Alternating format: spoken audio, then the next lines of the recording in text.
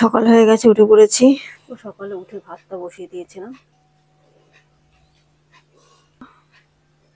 সকালে উঠে আজকে কাজ কত কেচেছি। আজকে এত কেচেছি ঠান্ডায়, হাত পা আমার প্রচুর ঠান্ডা হয়ে গেছে। মানে কিছুতে আর গরম হচ্ছে না। এখন একটু চা নিয়ে বসেছি, নিজের কাজের জায়গায় চলে এসেছি, কাজ করছি। দোকানদারি শুরু চলছে, কিছু প্যাকেটিং করছি।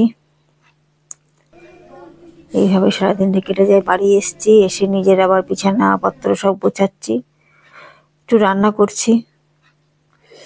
রান্নার পর একটু ভাজা করে নিলাম, একটু বাসন মাজছি, ঘর মোছা। এগুলো আজকে সকালে কিছুই করতে পারিনি, এখন করতে হচ্ছে। এবার আজকে একটু তাড়াতাড়ি হয়ে গেছে, খাওয়া দাওয়া হয়ে গেছে, এবার একটু রেস্ট।